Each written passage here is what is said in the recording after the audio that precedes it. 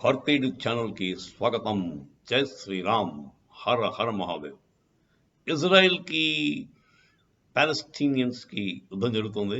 Hamas terrorist ఆఖరి Hamas terrorist దాకా చంపేస్తామని చెప్పి ఇజ్రాయెల్ వాళ్ళు పట్టుదలగా ఉన్నారు. ఆ పని మీద వాళ్ళు ఎక్కడా వెనకాడలేదు, ముందుకు దూసిపోతున్నారు.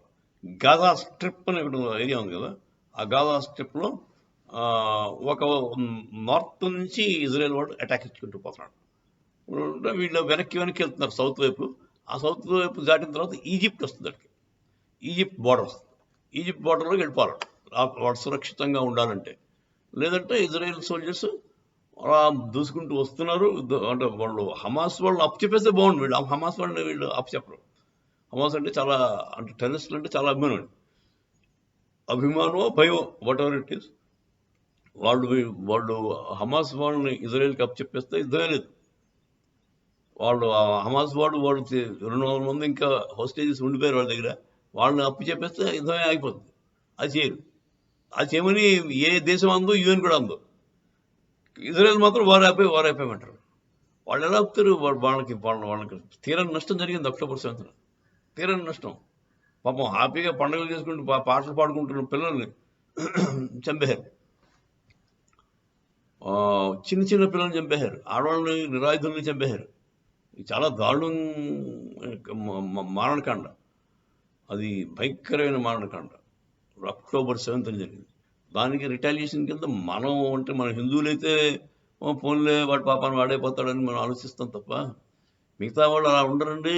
అందులోనూ పర్టికులర్లీ ఇజ్రాయెల్ వాళ్ళు చాలా అంటే యుద్ధంలో, తర్వాత డిటరెన్స్లో, అంటే మళ్ళీ ఇలాంటి ఆలోచన రాకూడదు ఇంకోటికి చేయాలంటే అలా వాళ్ళు డిటరెంట్గా రిటాలియేషన్ ఉండాలి.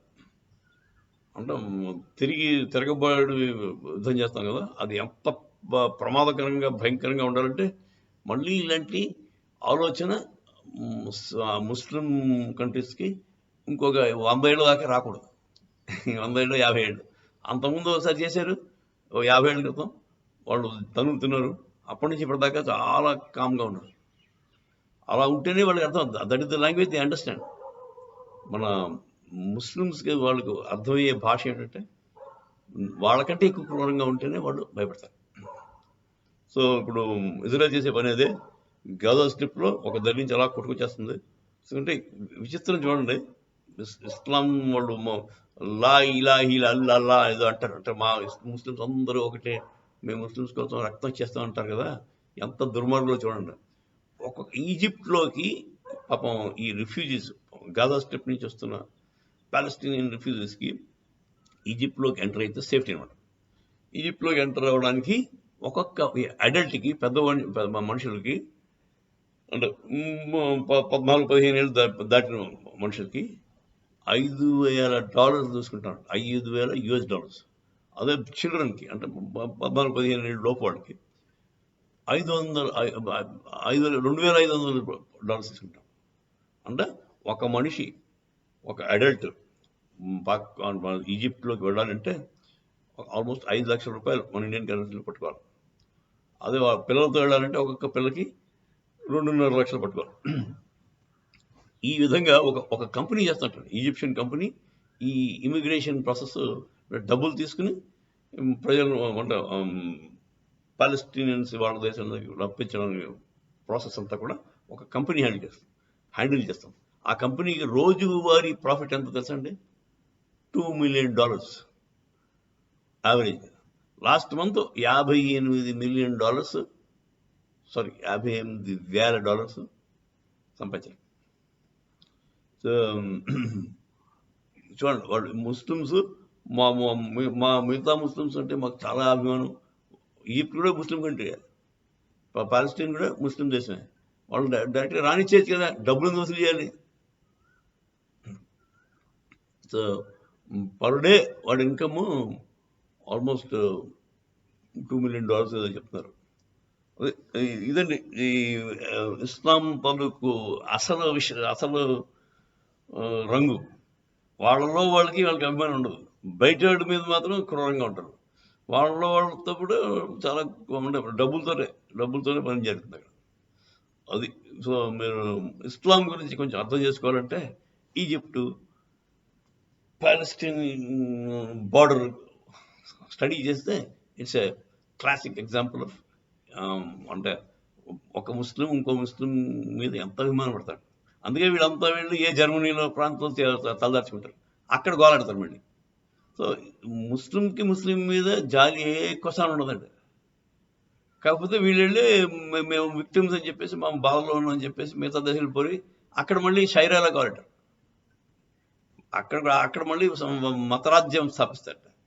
ఈ మతరాజ్యం ఎందుకండి? మతరాజ్యాలు వాళ్ళు ఉన్న మతరాజ్యాలే ఏలుకోలేక వాళ్ళ అడ్మినిస్ట్రేషన్ చేత కాక కొట్టుకు చేస్తూ ఒకరి మీద ఒకళ్ళు దాంట్లోనే వర్గాలు ఉంటాయి కదా, షైరాలు, షియాలు, సున్నీలు, అలా కొట్టుకు చేస్తుంటారు. ఇలాంటి వాళ్ళకి అసలు ఆ మతమే నిర్వీర్యం అయిపోయింది నా ఉద్దేశం. దాన్ని something seriously wrong with Islam. Because సఖ్యత లేదు, ఒకళ్ళు జాతితో ప్రొటెక్ట్ చేసుకుందాం అన్న ఇది లేదు, మానవత్వమే లేదు ఆ మతానికి, మానవత్వం లేదు బేసిక్గా. సార్ తనసేడు అంటాడు ఏమనంటే మా ప్రాఫిట్ మహమ్మద్ ఏమన్నాడంటే నేను తలకి తీసేస్తాను. ఇది ఎక్కడ గౌరవం అండి? మనం రాముడిని ఏమన్నా మనం సహిస్తాం కదా, క్రిటిసైజ్ చేసినా మనం ఏమైనా పట్టించుకోం కదా, సోన్లే వాడు తెలుసుకుంటే అనుకుంటాం. రాముడిని దూషించినా నువ్వు రాముడి దగ్గరికి వెళ్తున్నావు అని మనం అనుకుంటాం. ఇప్పుడు ఒక భక్తుడు ఉంటాడు, ఒక వైరు ఉంటాడు. ఆ వైరికి తొందరగా వెళ్తాట దేవుడి దగ్గరికి. మన వాళ్ళు చెప్పింది అంటే హిరణ్యకశిపుడు, హిరణ్యాక్షుడు వాళ్ళంతా దేవుడితో యుద్ధం చేసి తొందరగా వెళ్ళిపోతారు దేవుడి దగ్గరికి. సో మనం ఏమనుకుంటామంటే మనం ఓకే రాముడిని దూషిస్తున్నాడా, సరే వాడు మనకంటే ముందు వెళ్ళిపోతాడు దేవుడి దగ్గరికి అని మనం అనుకుంటాం, పాజిటివ్గా ఆలోచిస్తాం. అలాంటిది వాళ్ళేమో చాలా మూర్ఖంగా ఆలోచించి క్రిటిసిజంని యాక్సెప్ట్ చేయలేరు. అంత రిజిడ్గా ఉన్న రిలీజియన్ కొంచెం కష్టం అండి. వాళ్ళకి అభిమానం ఉండదు, క్రూరత్వం ఉన్నదే వాళ్ళు అదే మతం, క్రూరత్వమే వాళ్ళ మతం. ఇంత క్రూరంగా ఎలా ఉంటారండి మనుషులు? హ్యూమన్ బీయింగ్స్లా ఉంటారు వాళ్ళు, రాక్షసులాగా బిహేవ్ చేస్తారు. సో మొదలండి మనం డైగ్రెస్ అవుతున్నాం అగైన్. ఈజిప్ట్ వాళ్ళు పాలెస్టీనియన్స్కి వాళ్ళ రిఫ్యూజీస్ని యాక్సెప్ట్ చేయడానికి టికెట్ వసూలు చేస్తున్నారు. ఒక కంపెనీ సిస్టమేటిక్గా చేస్తుంది. అడల్ట్కి ఏమో $5,000, చైల్డ్కి ఏమో $2,500 వాళ్ళ టికెట్. ఆ టికెట్ వచ్చి డబ్బులు కట్టగలిగితే మీరు ఈజిప్ట్లోకి సేఫ్ కావచ్చు, లేదంటే అక్కడ ఉండి ఇజ్రాయెల్ చేతిలో చావాల్సిందే. జై శ్రీరామ్.